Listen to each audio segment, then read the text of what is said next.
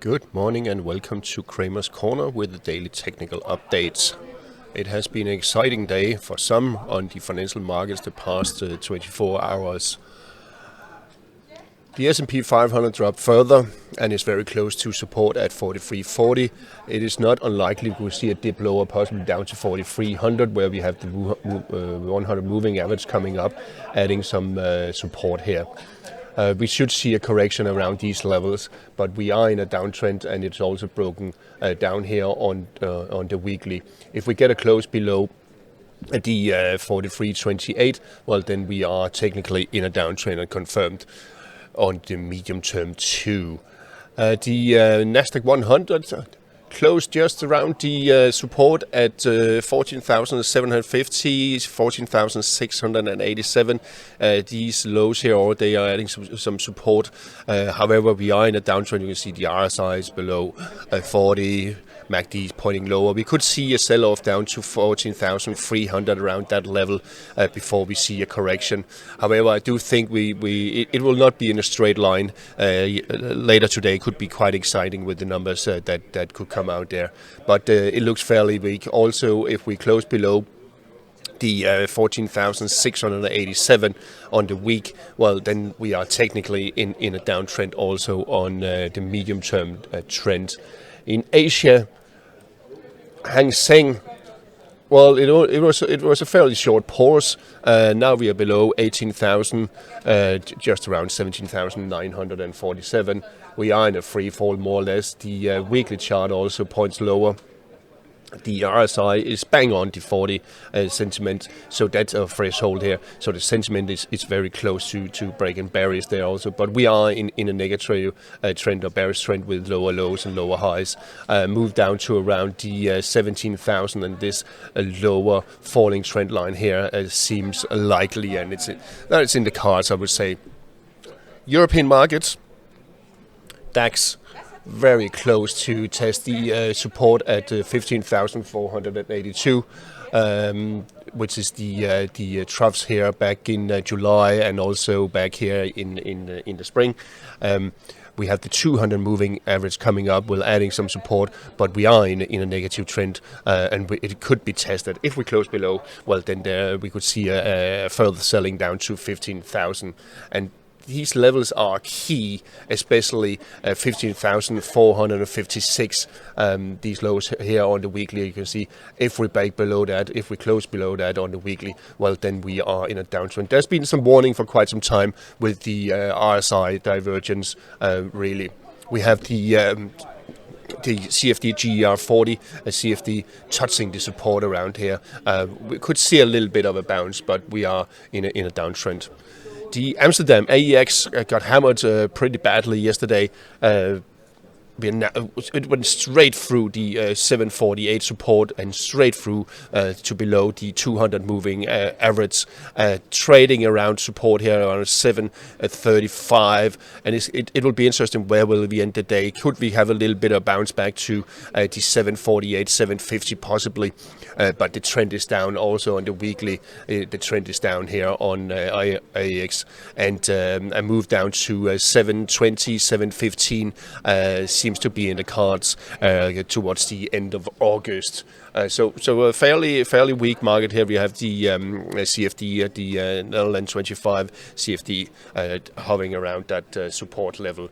The Belgium market, also, it has reversed to downtrend below the 61.8 retracement at 3,600. Also on the weekly, it looks quite bad. We are back in bearish sentiment. It couldn't close above the 60 threshold, so we are basically still in the bearish sentiment. So this was a kind of, I wouldn't say false jump, but it was definitely not sustainable. So expect low levels on the Belgian market in the weeks ahead. The French market, still above the 7,083 support around that level. We're hovering around the 200 moving average, so it's technically not in a down. Well, short term, very short term, it is in a downtrend, but it needs to be confirmed by a close on the below 40 on the RSI threshold here.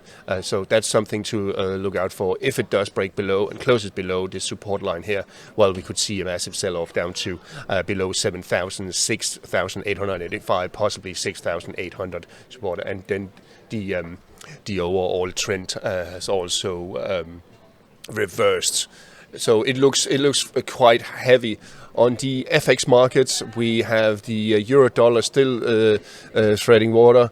Still trading water here above the 108.33. That's the level to look out for. We are in a negative trend, very short term, but the overall trend is still up. So this level here is really key. The dollar index in an uptrend, but it seems like it could exhaust a little bit, but it is in an uptrend. There's a bullish RSI, positive RSI, and there's no divergence, so it could move higher, but it seems like it's struggling a little bit for further upside momentum, and the falling trend line here is adding some to the resistance, so it's not a slam dunk to that it will just move higher. Cable still not really doing much. We have the dollar yen. Let's see if we can get it to update here. All right, here we have dollar yen. After breaking above 145, it couldn't really get to the 146.60, at least not a first try. But we do have the RSI in a bullish mode and bullish sentiment, and there's no divergence. So maybe a little bit of correction down to 143 before the next move up towards 146, 150. It is should be expected. The euro yen more or less moving sideways. Let's move this a little bit, but it's really around 158. That is the key level. It seems like a pivot level here. We could see a correction down to around 156 before the next upwards move. There's no divergence on. Oh, there is divergence on the RSI. So it is a little bit up in the air. What will it do? If it breaks back above the falling trend line here, then we'll probably see a move towards the 162, 163 level. The Aussie dollar has found support at the 64 support level, hovering around. I think we will see here in the next couple of days a little bit of a bounce towards the 65, maybe a little bit higher before the next move down. We are in a downtrend, as you can see here, quite heavy downtrend. The commodity space, we have gold spot actually closed below the June low here at 1892.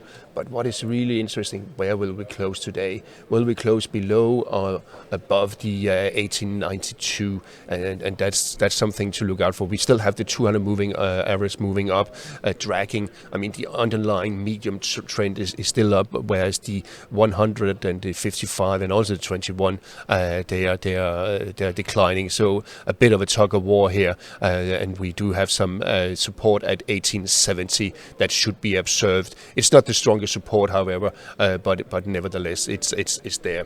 The silver seems to bounce a little bit, as we talked about yesterday, very close to the 23.10. Could see a little bit move higher towards the 255 moving average level here around 23.5, I think, before the underlying sentiment is negative. There we are in a negative trend. On the copper market, also a little bit of a bounce, but we are in a downtrend, so we could see further selling towards the 360, 356 on the short term. On the energy markets, we have Brent that has bounced off the 83 support line. I did say that we could see a dip down to test the 200 moving average and the 38.2 retracement at 81.78, but it can still happen, but I think we will in general will be range bound in this range here for the next week or so. If we just very quickly touch upon the WTI, it's also bounced off from the 79.18 support level. So that seems to be the range. We're still in an uptrend, so that hasn't broken down, but it is not really the strongest one, to be honest. And let's just have a very quick look at the Dutch gas. In an uptrend, but it's stalling a little bit. But we are in an uptrend. We can also see the 55 and the 21 moving average. They are rising here. So I think we will see Dutch gas moving higher over the course of the next couple of weeks. Finally, on the US Treasury, here's the US 10-year. It's touched the 432, which was the peak from last year, and now it seems to be dropping a little bit. It's actually forming this bearish engulfing at the moment, so let's see where we end today. If it does form this by the end of the day, well, then we could see a correction down to at least around 410, 4.9, which is the 61.8 retracement, possibly dipping very close to 4%, but the overall trend is still up. But it is weakening because we have these RSI divergence. The values haven't really followed through here with the higher levels on the yields. All right, that's all for today. Have a very nice Friday and weekend, and I'll talk to you again in a week. I will be away on holiday next week, so talk to you again in 8 days. Thank you very much. Have a nice weekend.